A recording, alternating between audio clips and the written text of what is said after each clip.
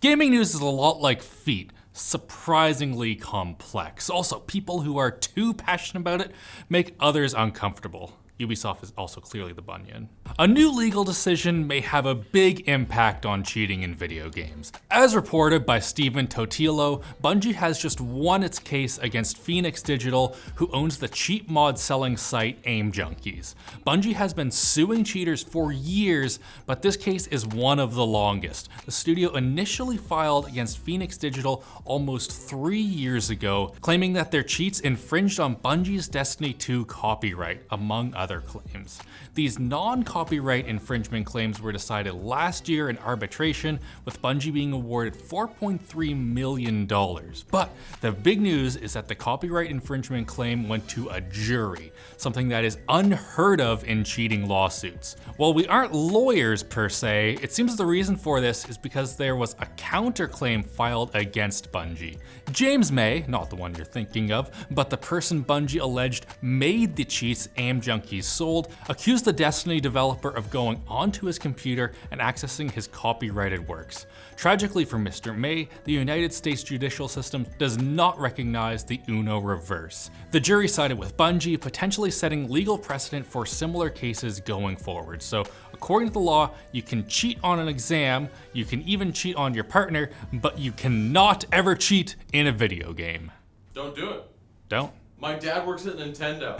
Microsoft has officially confirmed that Call of Duty Black Ops 6 will be playable day one on Game Pass. A bit earlier than intended, in some cases, the Xbox Game Pass Android and iOS apps accidentally blew what little surprise was left. The Wall Street Journal broke the story a week ago, and Xbox President Sarah Bond strongly implied it in an interview with Bloomberg Tech, but still, it's nice to know that for sure, Xbox is willing to take the risk. And that's what it is. There have been worries about Game Pass cannibalizing video game sales for some time. Former Activision boss Bobby Kotick was always firmly against COD launching on subscription services.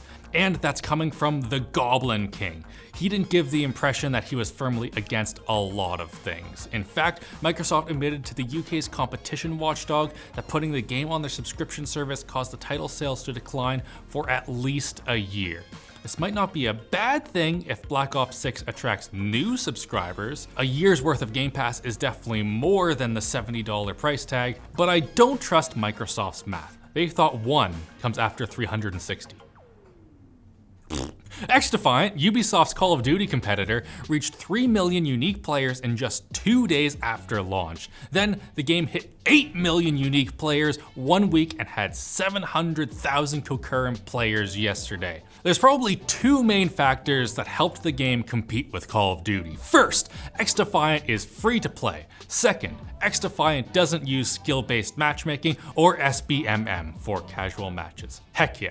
Yet despite that, some players are still complaining about skill-based matchmaking. Reddit user Sussy Yogurt believes there's definitely skill-based matchmaking because after playing for 15 hours, suddenly all of his matches got much harder. Turns out there is SBMM in some XDefiant casual matches, specifically the welcome playlist that's only for players below level 26.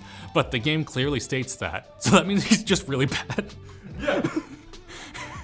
Meanwhile, poster Nasuki37 knew they weren't playing the welcome mode, but still believed SBMM is present, despite the fact that they are being matched with players 20 to 30 levels higher than they are. Let this be an intervention for your copium addiction. If you feel this way, you're not that good, and you're one of the people that SBMM protected.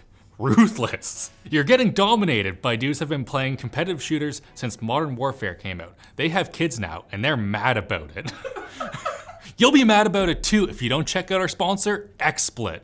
Take your live streaming to the next level with XSplit's cutting-edge broadcasting and video production tools. Listen, I know sleeping streams are still a thing, but your audience shouldn't be falling asleep too, because that's weird. Keep your viewers awake with slick transitions, multiple audio tracks, and image and video looping. Check out XSplit today at lmg.gg/xsplit and use code Linus for an eye-opening 69% off your first purchase or subscription. You've been good today, so I'm going to give you 5 quick bits. That's the normal amount of quick bits, but I usually don't give any to bad viewers. The Rogue Prince of Persia, a 2D roguelite platformer developed by one of the studios behind Dead Cells, just launched in early access and preliminary impressions are positive. The game so far has a lot of similarities with Dead Cells, but also has a far greater emphasis on story as well as far more advanced, deliberate movement mechanics. Bizarrely, the Rogue Prince isn't even the first mainline Prince of Persia title this year. The surprisingly well-received Prince of Persia: The Lost Crown just came out in January. Terrifying, this seems to indicate that there are still talented professionals with clearly artistic visions trapped deep in the bowels of Ubisoft, and we should probably be sending a search team. Help me, please! They're making me put microtransactions in! Capcom is remaking 2 more Resident Evil titles, according to reputable leaker Dust Golem and corroborated by IGN. The titles in question are Resident Evil, Code Veronica, and Resident Evil 0, and they are apparently the only franchise remakes currently active in development. We may even see these remakes before Resident Evil 9, whose release Dust Golem says has been pushed back to late 2025 or 2026. But why come out with a new game when they're remaking well-known titles like Zero and Code Veronica? Everybody knows those games. Watch as I try to say a single fact about them live. Go for it. Say something, Alex.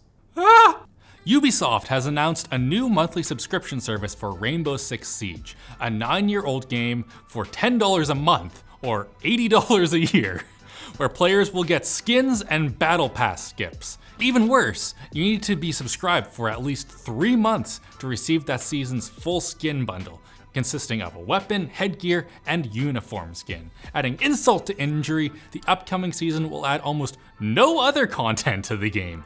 And the skins for the Warden operator that Ubisoft is using to advertise the service don't even look good. He looks like an older airsoft enthusiast that didn't have time to change before a rave. Steam has confirmed that you cannot bequeath your Steam account to another person when you die, primarily because doing anything after one perishes is historically quite difficult. But as Steam support staff told Reset Era forum user Delete12345, the game platform won't even abide by putting your Steam account in your will, as Steam accounts and games are non-transferable. So if you see a bright light approaching, you might want to join the Steam Family's beta and share your games that way, or I hear Post-it notes still work pretty fine. Just give them your password. IllFonic, the game developer of Friday the 13th, the game, is back on June 4th with another asymmetric multiplayer horror game, this time based around the 1988 cult classic Killer Klowns from Outer Space. The 3v7 game is more silly than scary, given that the titular monsters are man-eating aliens that just so happen to look and act like evil surface clowns, but it's also more strategically complex than many other entries in the genre. It's also just fun to run around in the woods, murdering teenagers while dressed like an evil clown, in a video game. And we'll have more gaming news when you come back on Thursday. Clown costumes completely optional, feet preferred.